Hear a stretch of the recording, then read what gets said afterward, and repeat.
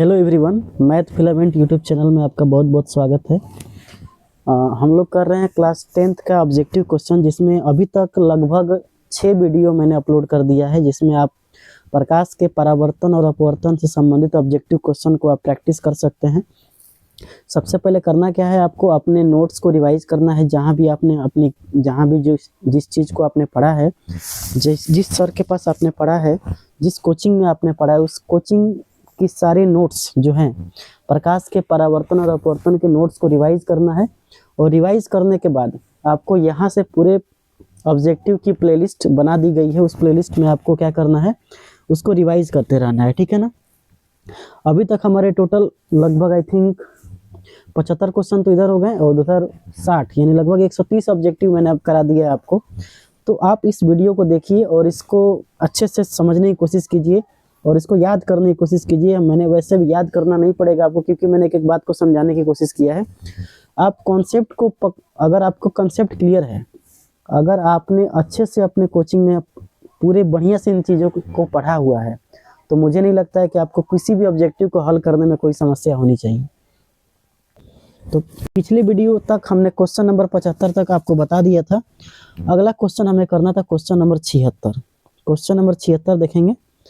Question number 76 कर रहा है, किसी दर्पण से आप चाहे कितनी भी दूरी पर खड़े हो, आपका प्रतिबिंब सदैव सीधा प्रतीत होता है, तो बताइए दर्पण कौन सा है। देखिए, आपको मैंने बताया था कि अगर कोई भी दर्पण हो, अगर हम ध्यान से देखें दर्पण की यहाँ पे थोड़ा खासियत समझ लेते हैं। एक दर्पण होता है अवतल, एक दर्पण होता है उत्तल और एक दर्पण होता है समतल। दर्पण कितने प्रकार के होते हैं? 3। दर्पण कहते किसे हैं? तो चिकनी और चमकीली सतह को हम क्या कहते हैं? दर्पण। अवतल दर्पण किसे कहते हैं? तो वैसा गोलीय दर्पण का वैसा भाग जिसका परावर्तक सतह धंसा हुआ हो। कैसा होना चाहिए? धंसा हुआ। ये आपका अवतल है और ये आपका उत्तल है और ये आपका समतल है, ठीक है। और इसका परावर्तक सतह आप ध्यान से देखेंगे तो उठा हुआ है, और इसका परावर्तक सतह एकदम चिकना है, एकदम फ्लैट है, एकदम समतल है।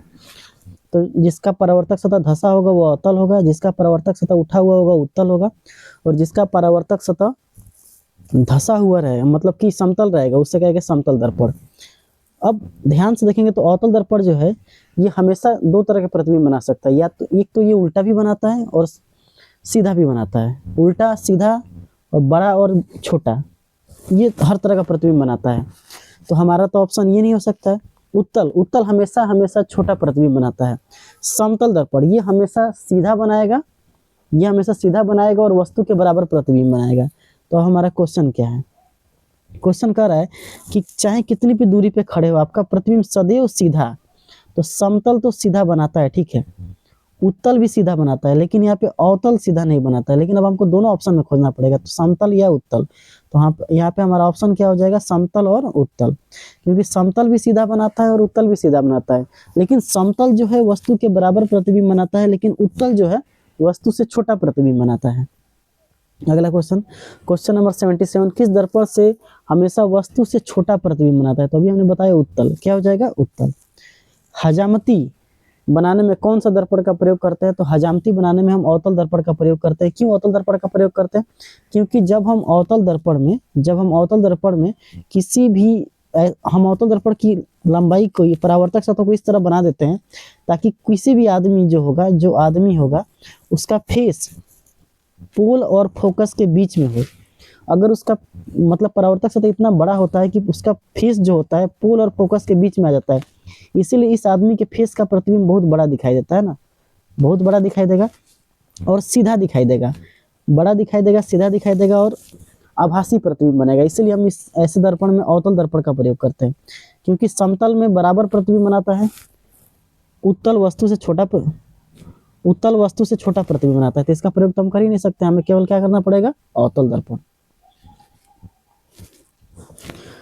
क्वेश्चन नंबर 79, नई कार्तीय चिन्ह परिपाटी के अनुसार दर्पण के सामने रखे हुए बिंब दूरी ली जाती है धनात्मक में, ऋणात्मक में, कभी धनात्मक या इनमें से कोई नहीं। ध्यान समझिएगा, चिन्ह परिपाटी याद कीजिए। अब हमने आपको बताया था चिन्ह परिपाटी जो होता है, जिधर वस्तु रखते हैं उधर से अगर प्रकाश की जो आपतित किरण है उस दिशा में सभी के सभी क्या होते हैं? पॉजिटिव, और उसके विपरीत दिशा में क्या होते हैं? नेगेटिव।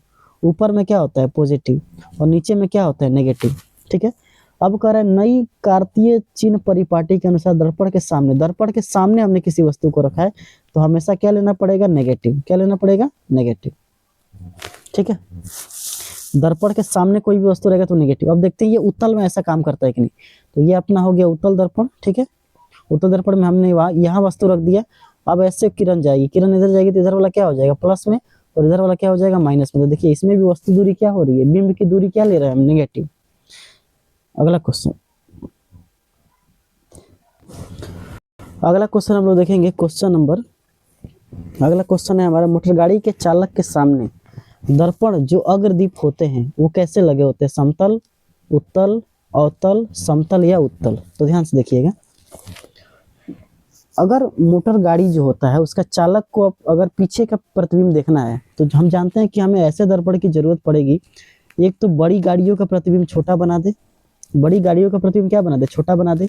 इसका मतलब हमें ऐसे दर्पण की आवश्यकता पड़ेगी जो हमेशा वस्तु का छोटा प्रतिबिंब बनाता हो और सीधा प्रतिबिंब बनाता हो। ठीक है, छोटा और सीधा बनाता हो। तो ये एक ऐसा ही दर्पण है जो क्या, उत्तल है। उत्तल जो क्या करता है, हमेशा वस्तु से छोटा प्रतिबिंब बनाता है और सीधा बनाता है। ठीक है ना। समतल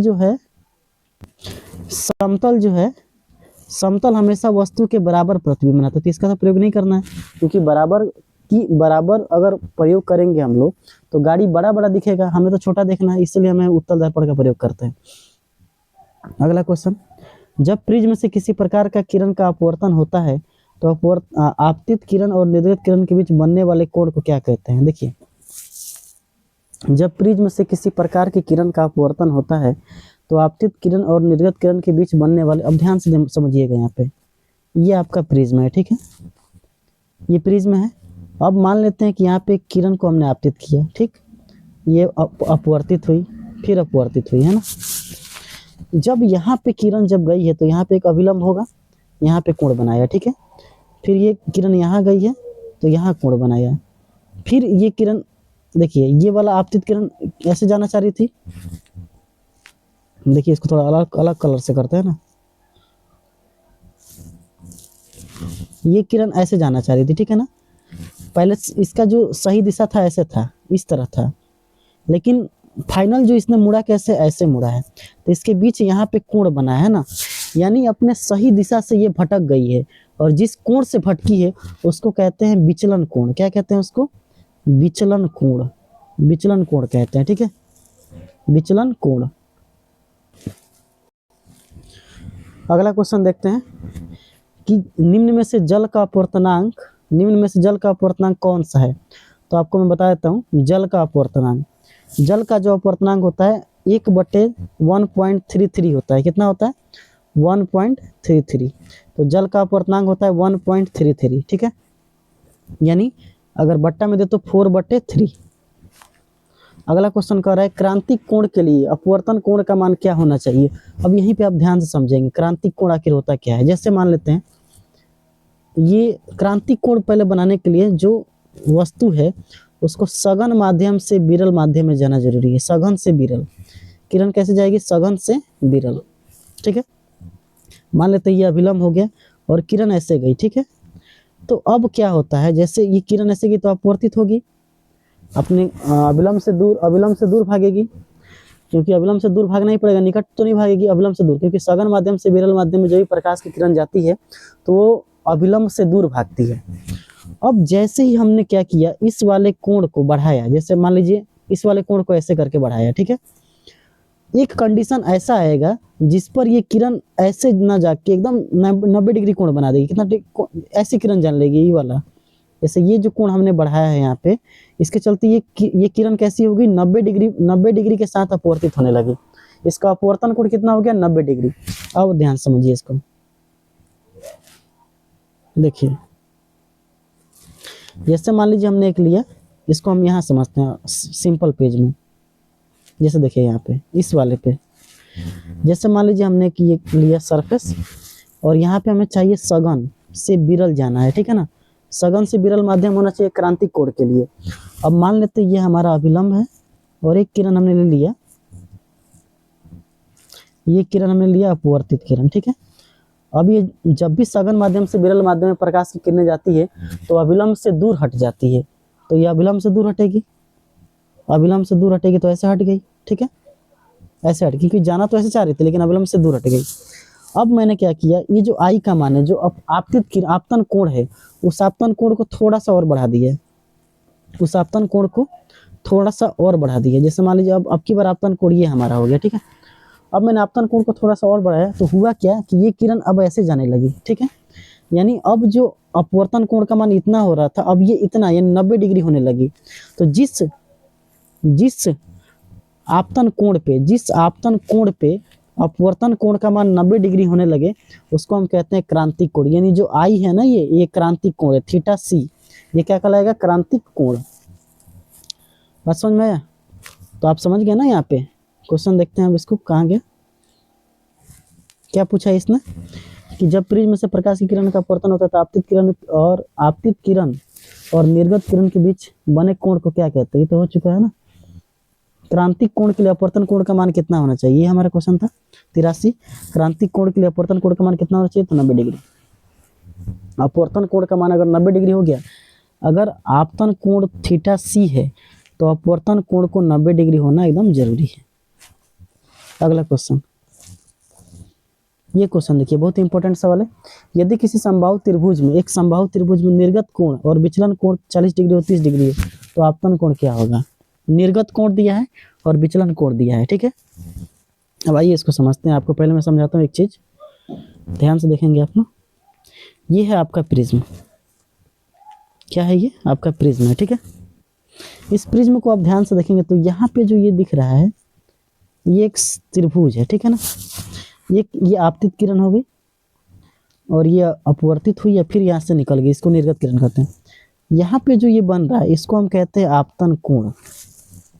यहाँ पे जो बना है अपवर्तन कोण, इसको हम R1 से नाम देते हैं, इसको I1 कह देते हैं। अब यहाँ पे भी अविलंब आएगा, ठीक है।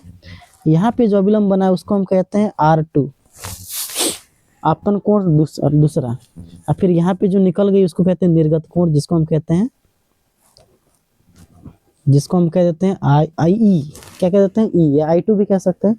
ये जो आपको कोण दिखाई दे रहा है कोण, इसको कहते हैं प्रिज्म का कोण, ठीक है। अब ध्यान से समझिएगा, यहाँ पे इस चीज मैंने आपको समझाया है। विचलन कोण के द्वारा, प्रिज्म के द्वारा विचलन कोण, angle of deviation by prism. अब ध्यान से समझिएगा इसको, ठीक है। यहाँ पे आप ध्यान से देखेंगे तो ये एक फिगर है जिसमें हमने आपको बताया कि ये I1 का मान है, ठीक है। ये पहला अपवर्तन कोण है, यहाँ पे किरण ऐसे गई तो ये दूसरा अपवर्तन कोण है और ये I2 है, ठीक है। सबको लिखा I1 क्या है, आपतन कोण, R1 और R2 क्या है, अपवर्तन कोण, ठीक है। डेल्टा क्या है, डेल्टा देखिए, ये किरण ऐसे जाना चाह रही थी ना, लेकिन ये फाइनल ऐसे मुड़ गई है ना, तो इसके बीच का जो कोण है उसी को हम विचलन कोण कहते हैं, ठीक है। अब ये क्या है, प्रिज्म का कोण, ये है अपना प्रिज्म का कोण। अब जरा आप ध्यान से देखिएगा, ध्यान से एकदम बिल्कुल, ठीक है। ध्यान से आप देखेंगे, एक सेकंड, ध्यान से आप देखिएगा तो फिगर में आप ध्यान से देखिएगा तो यहाँ पे जो देख रहे हैं आप, ये एक त्रिभुज बन रहा है कि नहीं त्रिभुज, और इस त्रिभुज का ये बाह्य कोण है, डेल्टा क्या है, बाह्य कोण।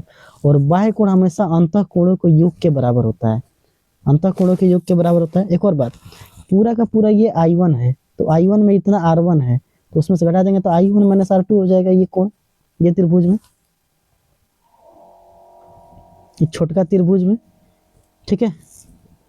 उसी तरह सेम टू सेम यहाँ पे I2 है, ये I2 है, यहाँ तक I2 है, ठीक है, यहाँ तक I2 है, और I2 में से R2 घटा देंगे तो क्या हो जाएगा, I2 माइनस R2।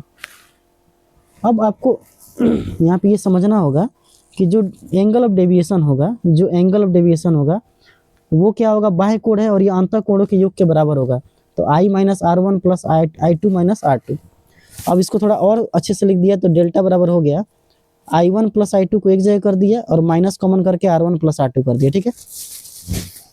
और आप ध्यान से देखिए इस वाले त्रिभुज में, ये इस त्रिभुज को ध्यान से देखिए, ये R1 है, ये वाला R2 है, तो यहाँ पे तीनों त्रिभुज के कोणों का योग क्या होता है, 180।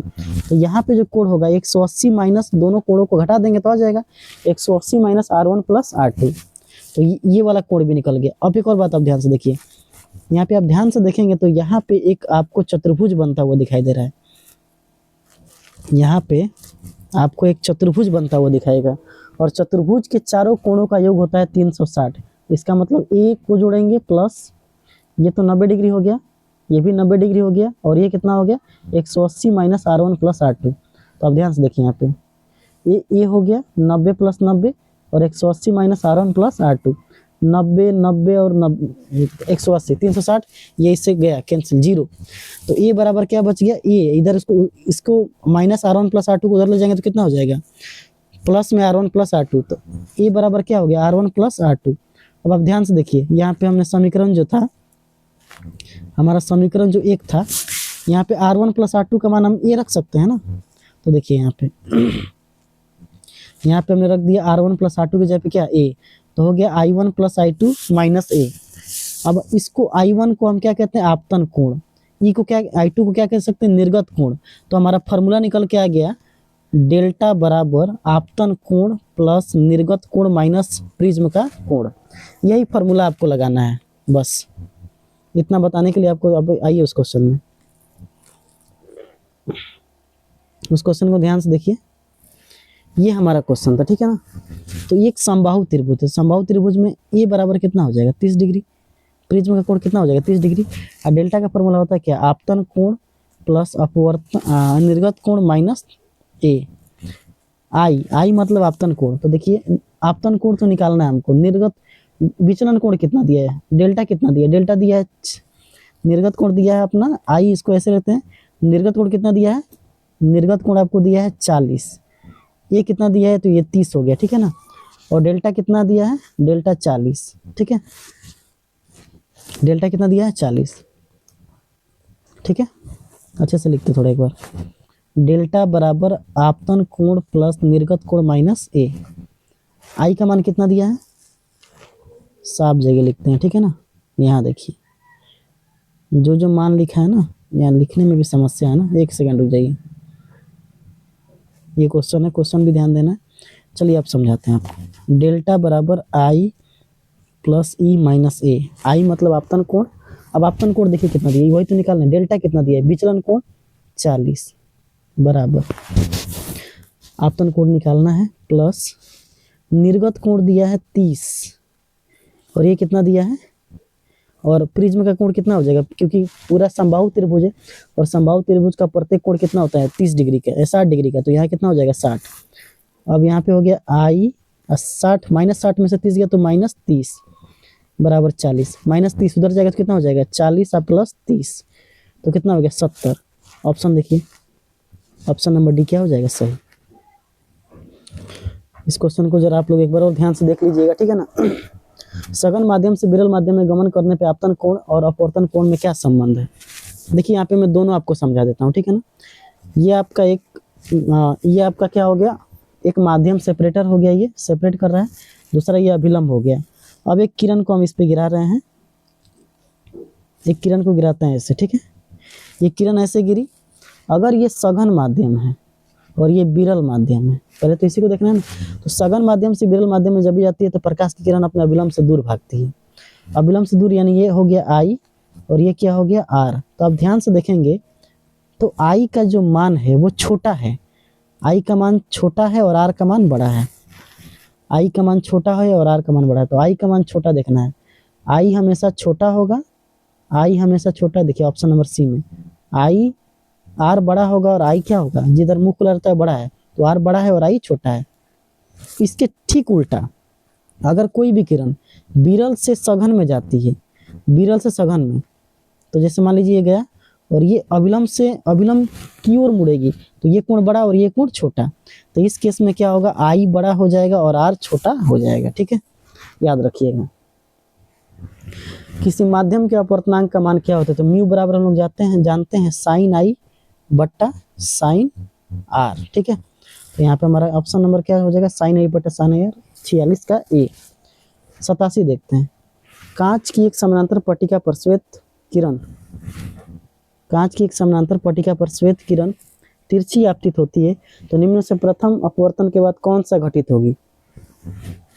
कांच की एक समानांतर पट्टिका पर श्वेत किरण तिरछी आपतित होती है, तो अब प्रथम अपवर्तन के बाद क्या घटित होगी, तो प्रथम अपवर्तन के बाद घटित होगी विचलन। क्या घटित होगी, विचलन, ठीक है, विचलन घटित होगी, ठीक है ना, विचलन घटित होगी। क्योंकि विचलन क्यों घटित होगा, क्योंकि एक श्वेत पट्टिका है तो उसमें हमेशा जो किरण आएगी तो किरण क्या होगी, अपने माध्यम से भटकेगी, और माध्यम से भटकेगी तो उसी को तो विचलन कहते हैं। अगला क्वेश्चन कह रहा है, आंख नाक गला के चिकित्सा द्वारा उपयोग में लाई जाने वाली दर्पण कौन है। तो आंख नाक गला का जो चिकित्सक है वो हमेशा उसको सीधा प्रतिबिंब देखना चाहेगा और बड़ा देखना चाहेगा, और ऐसा प्रतिबिंब केवल और केवल अवतल बनाता है। कौन बनाता है, अवतल। अगला क्वेश्चन, निम्नलिखित में से कौन सी वस्तु वास्तविक प्रतिबिंब कौन बना सकता है, वास्तविक प्रतिबिंब कौन बना सकता है, ठीक है। तो देखिए ध्यान से समझिए, यहाँ पे वास्तविक प्रतिबिंब बनाने की बात आ गई है यहाँ पे।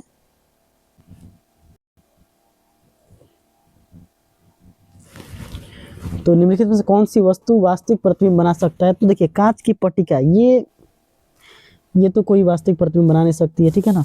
उत्तल लेंस, उत्तल लेंस में आप ध्यान दिए होंगे कि जब हम किसी भी वस्तु को लेंस और फोकस के बीच रखते हैं, प्रकाशीय केंद्र और फोकस के बीच रखते हैं, तो उसका प्रतिबिंब कैसा बनता है, आभासी बनता है। आभासी बनता है, लेकिन वो आभासी प्रतिबिंब हमको नहीं चाहिए, वास्तविक चाहिए। तो वास्तविक कब बनेगा, जब उसको हम क्या कहाँ रखेंगे, वक्रता केंद्र और फोकस के बीच रखेंगे तो उसका प्रतिबिंब वास्तविक बनेगा, है ना। बाकी हम फोकस से लेकर अनंत के बीच कहीं भी रख देंगे तो वो प्रतिबिंब क्या बनाएगा, वास्तविक बनाएगा। अगला क्वेश्चन क्या करे, तालाब का जल कम गहरा दिखाई देता है, कारण क्या है।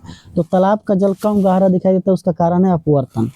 क्यों, क्योंकि जब प्रकाश की किरण एक माध्यम से दूसरे माध्यम में जाती है, जब प्रकाश की किरण एक माध्यम से दूसरे माध्यम में जाती है तो अपने माध्यम से भटक जाती है, उसका दिशा भटक जाती है ना। और जैसे वो दिशा भटकेगी तो इसी के चलते वो उसका जो आभासी स्थिति हमें दिखाई देगी, वास्तविक स्थिति नहीं दिखाई देगी। जैसे अगर इसको हम ध्यान से समझे इस तरह, तो जैसे मान लेते हैं एक पानी में हम अगर सिक्का रखेंगे, एक पानी में एक पेंसिल रखेंगे तो वो मुड़ी हुई दिखाई देती है। क्यों, क्योंकि ये विरल माध्यम है और ये सघन माध्यम है, और विरल माध्यम से सघन माध्यम में जाने पे क्या होता है, विरल माध्यम से सघन माध्यम में जाएगी तो प्रकाश जो होता है वो अविलंब की ओर मुड़ जाती है। इसीलिए पेंसिल दिखाना चाहिए ऐसे, लेकिन दिखाई देगी ऐसे। क्यों, क्योंकि ये अपनी वास्तविक स्थिति से भटक गई है। इसीलिए तालाब का जो पानी है दिखाई देगा कम गहरा है, लेकिन उसका वास्तविक गहरापन नहीं दिखाई देगा, आभासी गहरापन दिखाई देगा। इसका कारण क्या है, अपवर्तन। फोटोग्राफी कैमरा में अभिदर्शक में कौन होता है, तो हमेशा उत्तल लेंस का प्रयोग करेंगे। क्यों, क्योंकि उत्तल लेंस हमेशा क्या करता है, बड़ा प्रतिबिंब बनाता है और आभासी बनाता है। एक प्रिज्म कितने सतहों से घिरा होता है, एक प्रिज्म जो होता है वो कितने सतहों से घिरा होता है। तो एक प्रिज्म क्वेश्चन पूछ रहा है, एक प्रिज्म कितने सतहों से घिरा होता है। तो देखिए प्रिज्म की बात करें हम तो प्रिज्म ऐसे होता है, ठीक है ना। प्रिज्म एक 3D आकृति है, तो इसमें ये ऐसे करके होगा, ठीक है ना। अब आप ध्यान से देखेंगे तो एक सतह तो ये हो गया, एक नीचे वाला सतह और एक साइड वाला सतह, 3, एक ऊपर वाला सतह और एक नीचे वाला सतह, तो लगभग कितने सतह हो गए, 5। तो प्रिज्म 5 सतहों से घिरा हुआ होता है। अगला क्वेश्चन क्या कर रहा है, आत्मदीप्त वस्तुएं स्वयं प्रकाश उत्सर्जित करती हैं, स्वयं प्रकाश उत्सर्जित नहीं करती हैं, दूसरे वस्तुओं से प्राप्त प्रकाश परावर्तित करती हैं, कभी प्रकाश उत्सर्जित करती हैं तो कभी नहीं। देखिए आत्मदीप्त वस्तु का मतलब, आत्म मतलब क्या होता है, अपना, दीप्त मतलब होता है प्रकाश, यानी वैसा वस्तु जिसका खुद का प्रकाश हो, जैसे सूर्य हो गए, तारे हो गए, इन सभी वस्तुओं में खुद का प्रकाश है, तो ऐसे वस्तुओं को कहते हैं ये खुद प्रकाश उत्सर्जित करती हैं, ठीक है ना। आत्मदीप्त वस्तु इसको कहते हैं। 94 कह रहा है, तेलिए लगे कागज, तेलिए लगे कागज क्या होते हैं। तो तेलिए लगे जो कागज होते हैं इसमें अब पारदर्शक होते हैं कि अपारदर्शक होते हैं कि पारभाषक होते हैं कि इनमें से कोई नहीं। तो पारदर्शक का मतलब होता है वैसा वस्तु जिससे प्रकाश आसानी से आर पार होकर गुजर जा सके पूरे 100%। अपारदर्शक वस्तु ऐसी वस्तु होती है जिससे प्रकाश आर पार होकर गुजरे ही नहीं, और पारभाषक वस्तु ऐसी होती है जिससे प्रकाश आंशिक रूप से कुछ गुजरे कुछ नहीं गुजरे। तो आप ध्यान से समझेंगे, यहाँ पे तेलिए लगे कागज को आप ध्यान से देखेंगे तो कुछ प्रकाश तो इससे आर पार हो जाएगा, लेकिन कुछ प्रकाश आर पार नहीं हो पाएगा। इसलिए ऑप्शन नंबर सी क्या है, सही है। क्वेश्चन करें, निर्गत किरण और अभिलंब के बीच बने कोण को क्या कहते हैं। निर्गत किरण और अभिलंब के बीच बने कोण को ध्यान से देखिए, ये आपका निर्गत किरण है, जैसे यहाँ देखिए इतना भी नहीं सोचना है। देखिए निर्गत किरण, निर्गत और अभिलंब के बीच पूछ रहा है तो निर्गत कोण बनता है। क्या बनता है? निर्गत कोण बनता है। 95 का क्या हो जाएगा? सी। अगला क्वेश्चन देखिए, स्नेल का नियम का गणितीय रूप क्या है? तो म्यू बराबर साइन आई बट्टा साइन आर। ठीक है, ऑप्शन देख लीजिए इसका, साइन आई बट्टा साइन आर ऑप्शन नंबर 1 में सही है। कई बार पूछा गया है। ठीक है, 13 में, 15 में, 16 में, 19 में और 21 में। अगला क्वेश्चन देखते हैं 97, साइड मिरर के रूप में प्रयुक्त होता है। साइड मिरर, साइड मिरर जो वाहनों में साइड मिरर के रूप में लगे होते हैं उसमें किस दर्पण का प्रयोग किया जाता है? तो साइड मिरर के रूप में हम लोग ध्यान से समझेंगे, क्योंकि साइड मिरर से पीछे वाली गाड़ियों को देखना है और पीछे वाली गाड़ियों को देखने के लिए हमें ऐसा दर्पण की आवश्यकता पड़ेगी जो वस्तु से छोटा प्रतिबिंब बनाता हो, वस्तु से छोटा बनाता हो और सीधा बनाता हो। तो ये एक ऐसा ही दर्पण है जो केवल उत्तल दर्पण है जो ऐसा प्रतिबिंब बनाता है। बाकी अब अवतल की बात करेंगे तो ये कभी उल्टा बनाएगा कभी सीधा बनाएगा, तो इस तरह से दुर्घटना होने की संभावना बहुत ज्यादा रहेगी। ठीक है, इसीलिए हमारा यहाँ पे ऑप्शन नंबर कौन सही हो जाएगा? उत्तल दर्पण। अगला क्वेश्चन, और इस प्रकाश के अपवर्तन और परावर्तन का आखिरी सवाल है ये, और ये आखिरी वीडियो रहेगा आज का। विरल माध्यम में सघन माध्यम में जाती हुई किरणें मुड़ जाती है। अब यहाँ पे मैं दोनों आपको समझा देता हूँ। यहाँ पे देखिए, पहले प्रकाश का अपवर्तन समझिए क्या होता है। प्रकाश का अपवर्तन, जब प्रकाश एक माध्यम से दूसरे माध्यम में जाती है, जब प्रकाश एक माध्यम से दूसरे माध्यम में जाती है तो वो अपने सही पथ से, वो अपने मुख्य पथ से विचलित हो जाती है। मुख्य पथ से क्या हो जाती है? विचलित हो जाती है।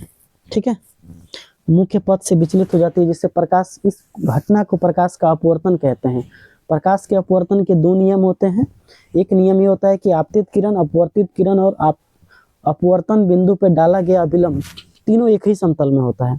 दूसरा होता है कि स्नेल का नियम, जिसे कहते हैं म्यू बराबर साइन आई बट्टे साइन आर। यहाँ पे आप देखेंगे तो ये आपतित किरण है, यहाँ पे कोण बना है, इसको कहेंगे आपतन कोण। यहाँ पे अपवर्तित किरण, इसको कोण बना है, इसको कहेंगे अपवर्तन कोण।